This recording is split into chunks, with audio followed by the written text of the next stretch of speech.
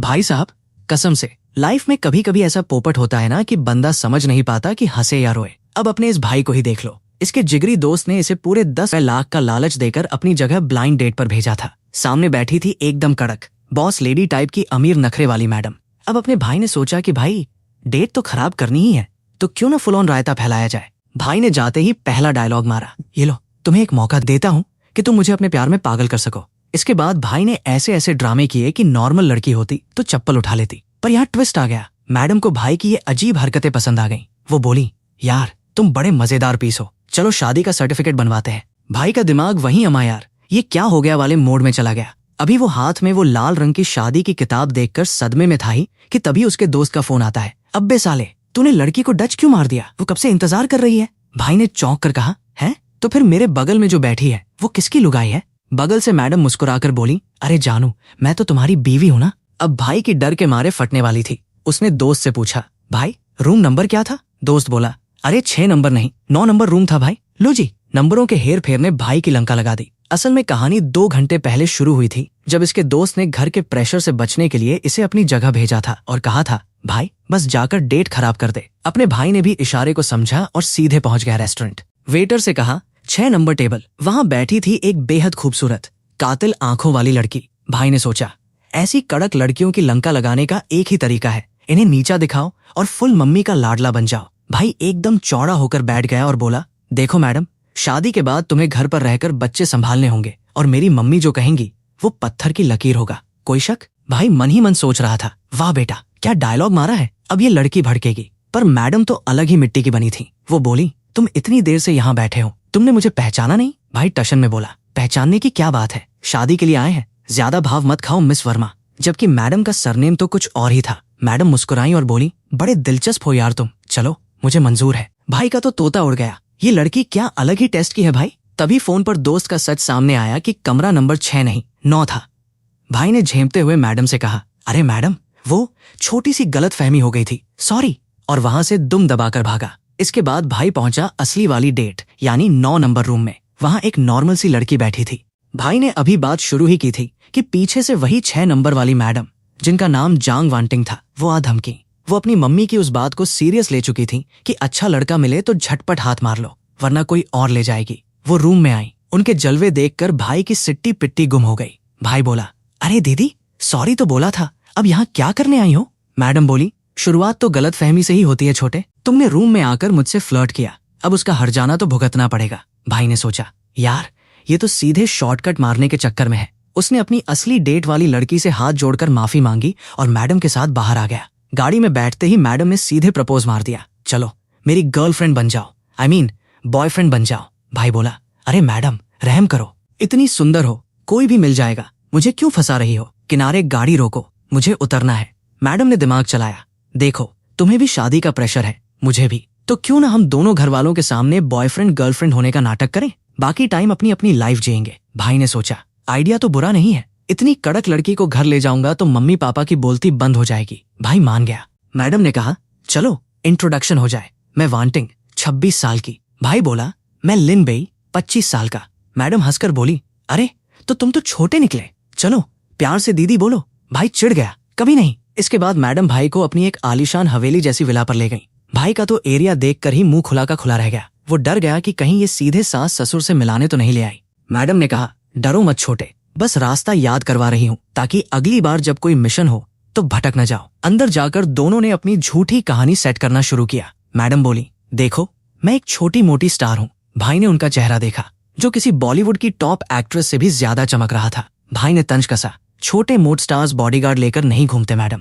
Madam ने मुस्कुराकर कहा, अरे नई नई पॉप स्टार बनी हूँ, कोई बात नहीं, वैसे मैं एक छोटी कंपनी की सीईओ भी हूँ। भाई ने सर पकड़ लिया, लो भाई ये तो फुल पैकेज निकली। दोनों ने एक दूसरे की कुंडली खंगाल ली, नंबर एक्सचेंज किए और अपना भाई निकलने लगा। भाई बोला, अच्छा दीदी बहुत टाइम हो गया, अब मैं चलता हूँ, मम्मी राह देख रही होंगी। मैडम का मुंह उतर गया, बोली, अरे अभी तो आए थे, इतनी जल्दी क्या है, चलो मैं तुम्हें ड्रॉप कर देती हूँ। भाई ने तपाक से मना कर दिया, अरे नहीं नहीं कोई बात नहीं। अब मैडम रात को उस बड़ी सी कोठी में अकेली बैठी खाना खा रही थी और सोच रही थी कि चलो सालों बाद कोई ऐसा लड़का मिला जिससे इरिटेशन नहीं हुई। तभी मैडम की मम्मी का वीडियो कॉल आ गया। हाँ बेटा खाना खाया, घर कब आ रही है? वांटिंग बोली, मम्मी अभी तो नया नया स्टारडम मिला है, बड़े सारे शोज हैं, वैसे एक गुड न्यूज है, मुझे बॉयफ्रेंड मिल गया है। मम्मी तो एकदम खुश। बोली, अरे वाह, क्या नाम है, क्या करता है?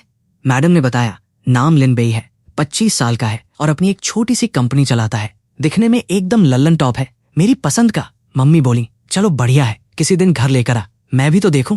अब रात को मैडम बेड पर लेटी लेटी भाई के ऑनलाइन आने का इंतजार कर रही थी, पर अपना भाई तो ठरकी निकला नहीं, कोई मैसेज ही नहीं किया। मैडम चिढ़ गई, अच्छा बेटा, पहले ही दिन से कोल्ड वॉर, रुको अभी तुम्हारी लंका लगाती हूँ। मैडम ने सीधे अपनी एक किलर फोटो भेजी और लिखा, ओए छोटे, कैसी लग रही हूँ? भाई ने जैसे ही फोटो देखी, उसकी आंखें फटी की फटी रह गईं। वो बोला, ओ तेरी मैडम, ये तो सरेआम फाउल प्ले है। मैडम मुस्कुराई, चलो अब ज्यादा हवा में मत उड़ो, काम की बात सुनो। मेरी मम्मी को पता चल गया है और वो कल शाम को वीडियो कॉल पर अपने होने वाले दामाद का दीदार करना चाहती हैं। भाई ने कहा, अरे पहले ही दिन सीधे सास ससुर का सामना, इतनी क्या जल्दी है? मैडम बोली, फेस टू फेस नहीं मिलना है बाबा, बस वीडियो कॉल पर। कल शाम 5 बजे सीधे मेरे घर पहुंच जाना। भाई भी फुल कॉन्फिडेंस में बोला, डन है मैडम, कल तो मैं सीधे उन्हें मम्मी जी ही बोल दूंगा। ये मम्मी जी सुनते ही मैडम के गाल टमाटर जैसे लाल हो गए। वो शर्माते हुए बोली, ज्यादा चने के झाड़ पर मत चढ़ो, टाइम से आ जाना। अगले दिन भाई सज धज कर मैडम के घर पहुंचा। मैडम ने जैसे ही दरवाजा खोला, भाई को देखकर मन ही मन बोली, बॉस लड़का तो आज कतई जहर लग रहा है। पर बाहर से तेवर दिखाते हुए बोली, तुम लेट हो छोटे। भाई बोला, अरे आपने ही तो कहा था कैजुअल रहने को, अब लेट कह रही हो। ऐसे नखरे मत दिखाओ जैसे मैं मिन्नतें करके आया हूँ। मैडम आज स्कूल गर्ल वाले लुक में कतई बवाल लग रही थी। भाई ने थूक गटका और बात घुमाने के लिए पूछा, अरे आंटी का कॉल कब आएगा? मैडम बोली, 7 बजे। वैसे मुझे भूख लगी है। भाई हंसा, नॉर्मल है भाई, पर मुझे नहीं पता था कि अप्सराओं को भी भूख लगती है। मैडम ने मुंह बनाया, डाइट पर हूं यार, रुको ऑनलाइन कुछ ऑर्डर करती हूँ। भाई बोला, बॉयफ्रेंड को बाहर का खाना खिलाओगी? मैं घर पर तो 56 भोग खाता हूँ। मैडम ने कहा, होटल का खाना है बाबा, बहुत महंगा है। भाई ने बाजू समेटे और बोला, हटो यार, मैं तुम्हारे लिए नूडल्स बनाता हूँ। अब मैडम को लगा कि इसे क्या ही आता होगा, पर भाई जब किचन में घुसा तो वो तो मास्टर शेफ निकला। नूडल्स को ठंडे पानी से धोना, ऑलिव ऑयल लगाना, बीफ को मैरिनेट करना और लॉबस्टर को एकदम स्वैग से काटना। भाई के हाथ ऐसे चल रहे थे जैसे कोई प्रो हो। मैडम तो बस भाई की चौड़ी पीठ को देखती रह गई और उनके दिल में एक अजीब सी फीलिंग होने लगी। भाई ने पीछे घूमकर पूछा, ऐसे लकट टकट क्या देख रही हो दीदी, चेहरे पर कुछ लगा है क्या? मैडम झेंपते हुए बोली, ज्यादा मत सोचो, मैं तो बस ये देख रही हूँ कि तुम खाने में कुछ मिला न दो। जब टेबल पर आलीशान बीफ सीफूड नूडल्स आए तो खुशबू से ही मुंह में पानी आ गया। मैडम टूट पड़ी। भाई उन्हें देखता रहा तो मैडम बोली, क्या देख रहे हो, कभी किसी लड़की को खाते नहीं देखा? भाई बोला, देखा है, पर तुम खाते हुए एकदम क्यूट से हैमस्टर जैसी लग रही हो। मैडम ने डांटते हुए कहा, शट अप, वैसे ये कुकिंग किसके लिए सीखी थी, कोई पास्ट वास्ट है क्या? भाई बोला, अरे यार टैलेंटेड पैदा हुआ हूं मैं। शाम के 7 बज गए और आंटी का वीडियो कॉल आ गया। मैडम बोली, मम्मी ये है लिन बेई, आज इसी ने मेरे लिए नूडल्स बनाए थे। आंटी तो भाई को देखते ही लट्टू हो गई। अरे वाह श्याओ, तुम तो बड़े हैंडसम हो और खाना भी बना लेते हो, मेरी बेटी कैसी लगती है तुम्हें? भाई फुल मक्खन लगाते हुए बोला, आंटी वांटिंग बहुत खूबसूरत है और इनका नेचर तो एकदम शांत और सुशील है। हाँ भाई, जो बाहर शेरनी बनी घूम रही है। खैर, आंटी ने 2-4 सवाल और पूछे और खुश होकर कॉल रख दिया। जैसे ही कॉल कटा, भाई ने राहत की सांस ली। मैडम ने उसका हाथ झटका और बोली, अब हाथ छोड़ो, एक्टिंग खत्म। भाई बोला, बाप रे कितनी हिंसक लड़की है। चलो 9 बज गए, मैं घर जा रहा हूँ। जाते जाते मैडम ने थोड़े प्यार से कहा, सुनो आज के लिए थैंक यू। भाई मुस्कुराया, अरे थैंक यू क्या, अगली बार जब मेरी बारी आएगी तो तुम्हें भी ऐसी ही एक्टिंग करनी पड़ेगी। लेकिन भाई के जाते ही मैडम की मैनेजर रोती धोती आई, मैडम अनर्थ हो गया, फन हुआ फिल्म्स ने हमारे साथ सारे कॉन्ट्रैक्ट्स अचानक कैंसिल कर दिए हैं। मैडम शॉक हो गया, क्या सब तो फाइनल था, फिर अचानक ऐसा क्यों? मैनेजर बोली, वो कह रहे हैं कि आपकी एक्टिंग और परफॉर्मेंस अप टू मार्क नहीं है। तभी वहां उनकी राइवल एक्ट्रेस गु यानरान अपनी मटकती हुई चाल के साथ आ धमकी। वो मैडम की खूबसूरती और पॉपुलैरिटी से जलती थी, क्योंकि जिसे अचीव करने में उसे 10 साल लगे, वांटिंग ने 3 साल में वो मुकाम पा लिया था। उसने पैसे देकर मैडम के सारे प्रोजेक्ट्स छीन लिए थे ताकि मैडम का करियर खत्म हो जाए। मैडम ने अपना एटीट्यूड दिखाया और बोली, चलो यहाँ से, एक रास्ता बंद होगा तो 100 खुलेंगे। मैनेजर ने ढाढ़स बंधाया, सही बात है मैडम, फिल्म इंडस्ट्री के 3 ही तो बाप हैं, कियांगशिंग मीडिया, फनहुआ फिल्म्स और रोंगशिंग मीडिया। इनमें से सबसे टॉप पर कियांगशिंग है, हम उनसे बात करेंगे। कट टू अपने भाई का सीन। भाई अपने कमरे में आराम से चड्ढी बनियान में गेम खेल रहा था कि तभी फोन बजा। हेलो, क्या मैं नए नए बने चेयरमैन लिन से बात कर रहा हूँ? हम कियांगशिंग ग्रुप से बोल रहे हैं सर, मीटिंग के लिए आपकी राह देख रहे हैं। भाई चौंक गया, ओ भाई मैं कंपनी का मालिक बन गया। भाई ने तुरंत एक कड़क सा सूट निकाला और सीधे पहुंच गया कियांगशिंग मीडिया के हेडक्वार्टर। वहां लड़कियां कानाफूसी कर रही थी। सुना है नया बॉस बहुत यंग और हैंडसम है। भाई जैसे ही मीटिंग रूम में घुसा, बड़े बड़े डायरेक्टर्स उसके सम्मान में खड़े हो गए। भाई सीट पर बैठ तो गया, पर अंदर से उसकी फटी पड़ी थी, क्योंकि उसे बिजनेस का ब भी नहीं पता था। तभी एक डायरेक्टर ने पूछा, सर, कंपनी के फ्यूचर प्लान्स के बारे में आपका क्या सोचना है? भाई ने अपना चश्मा ठीक किया और फुल गंभीर होकर बोला, देखो, हवा में तीर मारने से अच्छा है धीरे धीरे चलो। ब्रांड की इज्जत बनाओ और बड़े बड़े स्टार्स को साइन करो, ताकि एक अच्छा सर्कल बन सके। भाई की बातें सुनकर सारे डायरेक्टर्स तो ऐसे इंप्रेस हुए जैसे भाई कोई हार्वर्ड से डिग्री लेकर आया हो। वो बोले, वाह चेयरमैन साहब, क्या कड़क विजन है आपका। वैसे आपकी नजर में कोई ऐसा दमदार कलाकार है जिसे हम साइन कर सकें?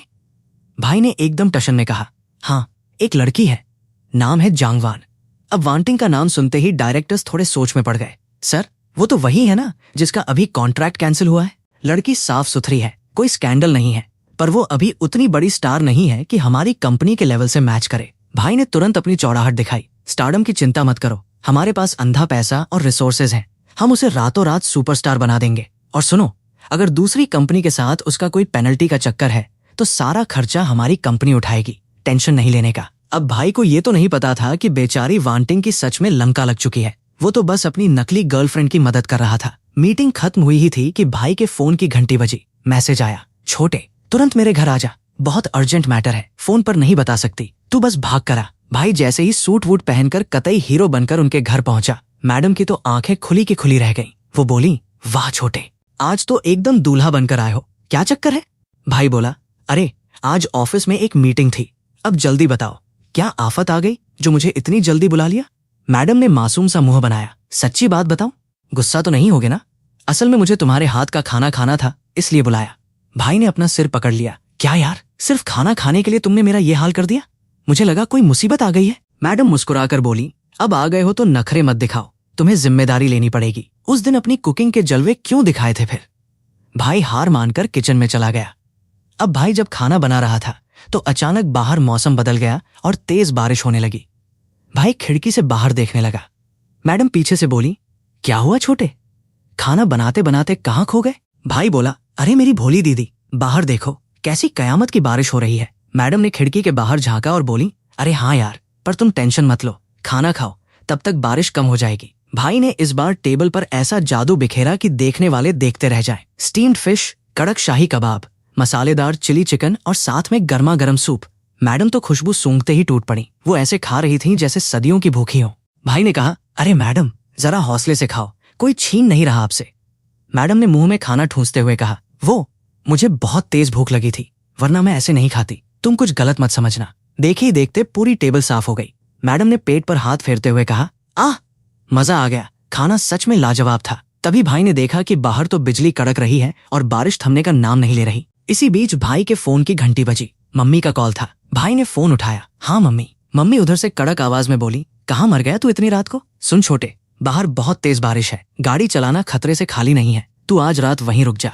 मैंने घर का मेन गेट लॉक कर दिया है और मैं सोने जा रही हूँ, गुड नाइट। और फोन कट। भाई ने फोन नीचे रखा और उसका चेहरा देखने लायक था। वो डर गया कि अब इस कड़क लड़की को कैसे बताए कि वो बेघर हो चुका है। वांटिंग ने उसकी हालत देखी और पूछा, क्या हुआ, ऐसे भूत की तरह क्यों देख रहे हो मुझे? भाई ने हकलाते हुए पूरी बात बताई। वांटिंग ने बाहर देखा, फिर मुस्कुराकर बोली, चलो कोई बात नहीं, इतनी बारिश में जाना वैसे भी ठीक नहीं है, आज रात तुम यहीं रुक जाओ।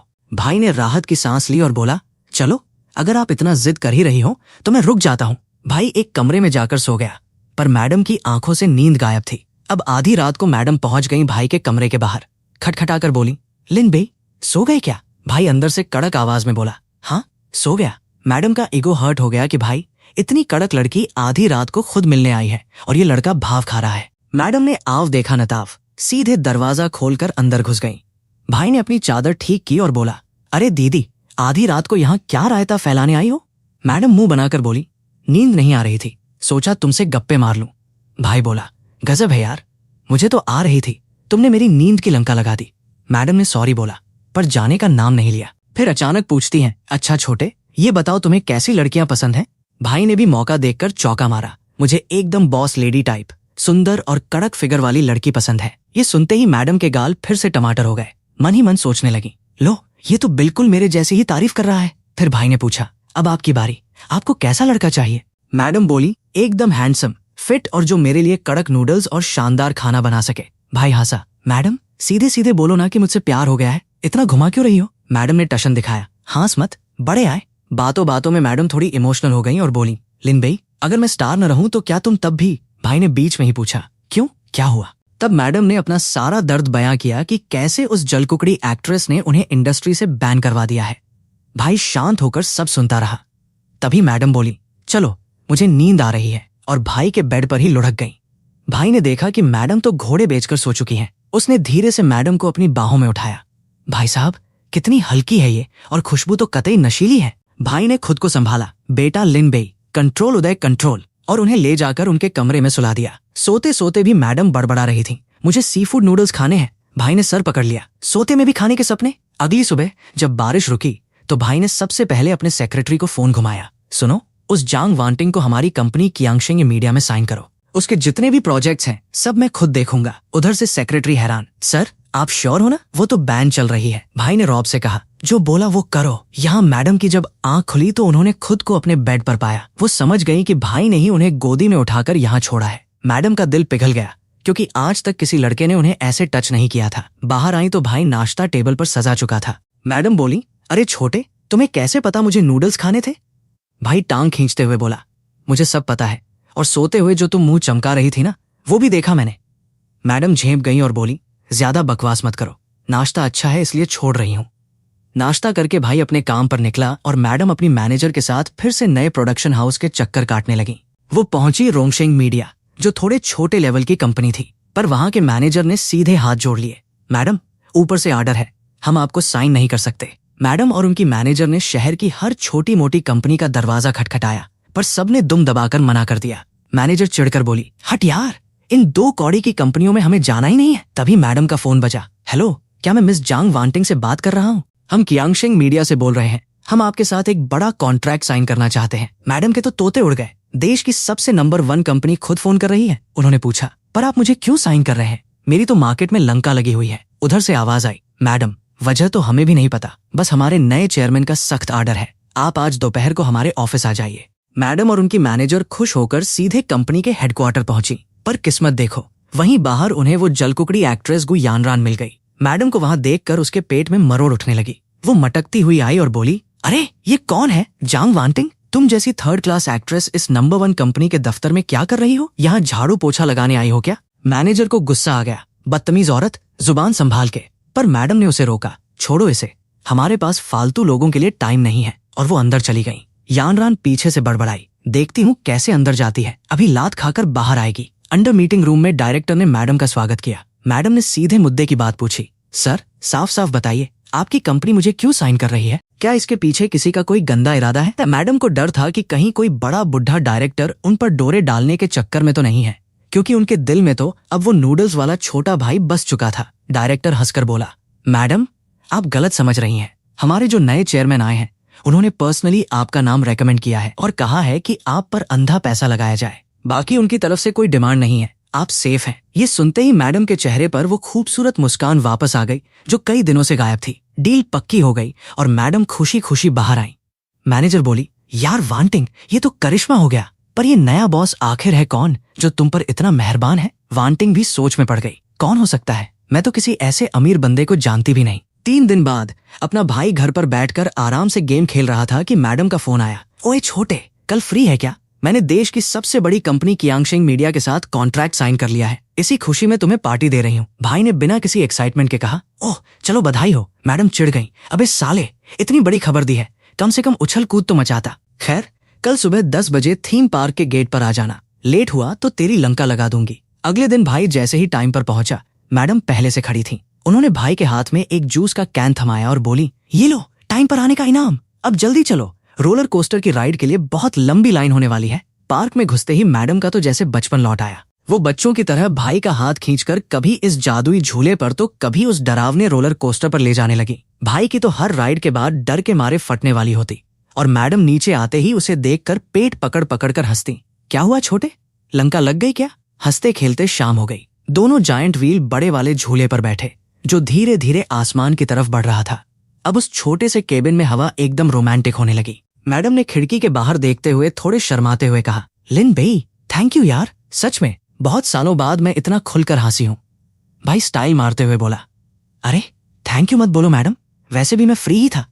मैडम मुस्कुराई, तुम हमेशा यही कहते हो।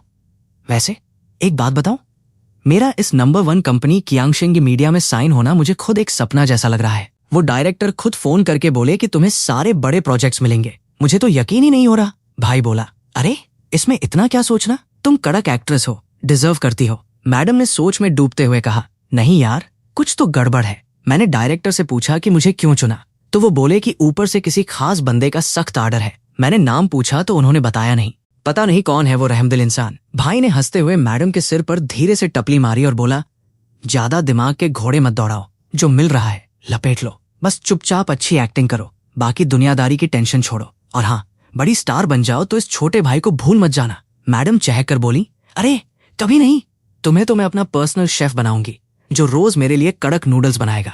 भाई ने रोने का नाटक किया, लो भाई इतनी बड़ी स्टार की सेटिंग में भी मैं सिर्फ बावर्ची ही बना। दोनों ठहाका मारकर हंस पड़े। मैडम ने भाई की आंखों में देखा और धीरे से बोली, लिन भाई तुम पहले ऐसे इंसान हो जिसके साथ मुझे कोई दिखावा नहीं करना पड़ता, एकदम रिलैक्स फील होता है।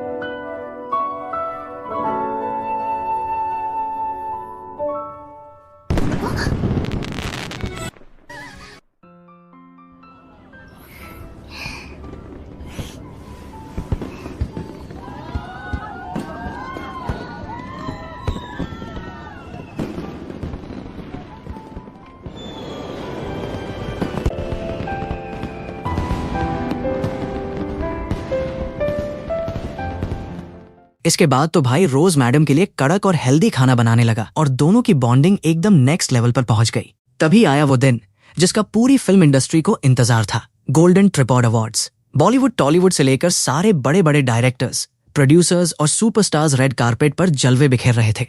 अपनी जांग वांटिंग भी लाल रंग के कड़क गाउन में एकदम अप्सरा बनकर उतरी। कैमरों की फ्लैश ऐसे चमकने लगी जैसे दिवाली हो। मैडम जैसे ही हॉल के अंदर पहुंची, सामने वही जलकुकड़ी गु यानरान अपने चमचे प्रोड्यूसर चिन के साथ खड़ी थी। मैडम को देखते ही यानरान के पेट में फिर मरोड़ मची। वो ताना मारते हुए बोली, अरे बैन होने के बाद भी यहाँ मुंह उठाने चली आई, मान गए तुम्हारी ढीठ पंथ को। पर डियर, बड़ी कंपनियों में तुम्हें घास भी कोई नहीं डालेगा, मेरे एक इशारे पर तुम्हारा पत्ता कट जाएगा। चमचा चिन भी बोला, सही कहा, कुछ लड़कियों को लगता है कि थोड़ी सी शक्ल अच्छी हो तो वो इंडस्ट्री पर राज करेंगी, अपनी औकात देख लो पहले। मैडम ने कूल रहकर जवाब दिया, हाँ सही कहा, मुझे अभी आपसे बहुत कुछ सीखना है। यानरान हंसी, सीखना? पहले ये सोचो कि तुम्हें कोई फिल्म देगा भी या नहीं। अगर काम चाहिए तो घुटनों पर बैठकर मुझसे माफी मांगो, शायद मैं तरस खाकर अपनी किसी फिल्म में तुम्हें बैकग्राउंड डांसर रख लूं। आसपास के लोग तमाशा देख रहे थे पर किसी की हिम्मत नहीं हुई कि बीच में बोले। मैडम बेचारी अकेली पड़ गई थी। तभी एक दमदार आवाज गूंजी, मिस जांग। सबने मुड़कर देखा तो वो कियांगशिंग मीडिया के वाइस प्रेसिडेंट यानी अपने डायरेक्टर साहब थे। वो भीड़ को चीरते हुए आए और बोले, मैडम मैं कब से आपको ढूंढ रहा हूँ। हमारे जनरल मैनेजर का सख्त आर्डर है कि आप आज रात मुख्य टेबल वीआईपी टेबल पर बैठेंगी। चलिए मैं आपको सीट तक छोड़ देता हूँ। ये सुनते ही यानरान और चिन के तो तोते उड़ गए। चिन चिल्लाया, लो सर आपका दिमाग तो ठीक है, ये 3rd क्लास एक्ट्रेस और वीआईपी टेबल पर बैठेगी। डायरेक्टर ने कड़क कर कहा, मिस्टर चिन ये हमारी कंपनी का अंदरूनी फैसला है, आप अपनी टांग मत अड़ाइए। चिन का ईगो हर्ट हो गया। वो वांटिंग का हाथ पकड़ने के लिए बढ़ा और बोला, इसने पक्का कोई गंदा खेल खेला है,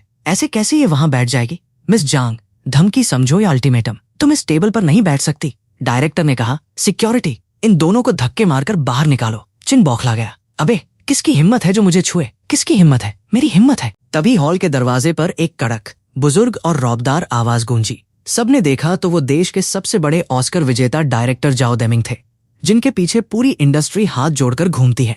चिन उनके पास भागा, गॉडफादर देखिए ना, ये कियांगशिंग वाले मेरे ऊपर धौंस जमा रहे हैं। बुजुर्ग डायरेक्टर साहब आगे बढ़े और बोले, वाइस प्रेसिडेंट साहब मेरा गॉडसन थोड़ा बदतमीज है, आप डांट देते पर उसे सिक्योरिटी से बाहर निकलवाना। क्या आपने मुझे बूढ़ा समझकर मेरी इज्जत करना छोड़ दिया है? चेयरमैन का आर्डर हो या भगवान का, मेन टेबल सिर्फ इंडस्ट्री के दिग्गजों के लिए होती है। इस लड़की का नाम तो मैंने आज तक सुना ही नहीं। चिन हवा में उड़ते हुए वांटिंग के करीब आया, सुना ना, अब अपनी खैरियत चाहती हो तो घुटने टेक कर माफी मांगो और दफा हो जाओ, वरना इंडस्ट्री में तुम्हारी ऐसी लंका लगाऊंगा कि कहीं मुंह दिखाने लायक नहीं रहोगी। चिन ने जैसे ही वांटिंग को छूने के लिए हाथ बढ़ाया, तभी पीछे से एक कड़क और जानी पहचानी आवाज आई। अपना वो गंदा हाथ पीछे हटा। अगर मेरी औरत को हाथ भी लगाया ना तो तुझे घुटनों के बल रेंगते हुए यहां से बाहर भिजवाऊंगा। सबने मुड़कर देखा तो भाई साहब अपना लिन बेई फुल ऑन ब्लैक सूट, कड़क चश्मा और 3 पीस स्वैग में एंट्री मार रहा था।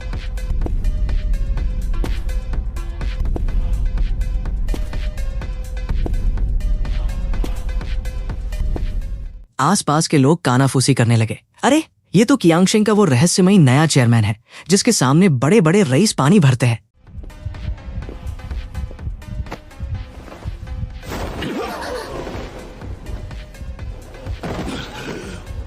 चिन चिल्लाया, अबे साले तू कौन है मुझे रोकने वाला? भाई ने बिना कुछ बोले सीधे चिन का हाथ मरोड़ा और उसे दूर फेंक दिया। भाई ने वांटिंग को पीछे किया और बोला, यहां मैं संभालता हूं। अब वो बुजुर्ग डायरेक्टर जाओ दैमिंग गुस्से में भाई की तरफ बढ़े, पर जैसे ही उन्होंने भाई का चेहरा देखा उनके पैरों के नीचे से जमीन खिसक गई। गुस्सा गायब और चेहरे पर डर आ गया। असल में 3 साल पहले जब इन बुजुर्ग डायरेक्टर की एक बहुत बड़ी फिल्म एडिटिंग के चक्कर में डिब्बा बंद होने वाली थी, तब इसी लड़के लिन बेई ने लगातार 3 दिन और 3 रात जागकर उस फिल्म की एडिटिंग को सुधारा था, जिसकी वजह से इन्हें ऑस्कर मिला था। वो भाई को अपना गुरु मानते थे। बुजुर्ग डायरेक्टर हकलाते हुए बोले, लिन सर आप यहाँ? हॉल में सन्नाटा छा गया। गॉडफादर इस लड़के को सर बोल रहे हैं? चिन का तो मूत निकल गया। वो बोला, गॉडफादर आप इस लड़के को सर क्यों कह रहे हैं? बुजुर्ग डायरेक्टर साहब तो गुस्से में कांपते हुए अपने उस बदतमीज चमचे चिन की तरफ मुड़े और दहाड़े, ओए चिन घुटनों के बल बैठ जा अभी के अभी। साले अगर 3 साल पहले ये लिन सर न होते तो आज मैं सड़कों पर कटोरा लेकर घूम रहा होता। मेरी इज्जत, मेरा ऑस्कर सब इन्हीं की बदौलत है। तू चाहता है कि मैं अपने भगवान से गद्दारी करूं? चल माफी मांग।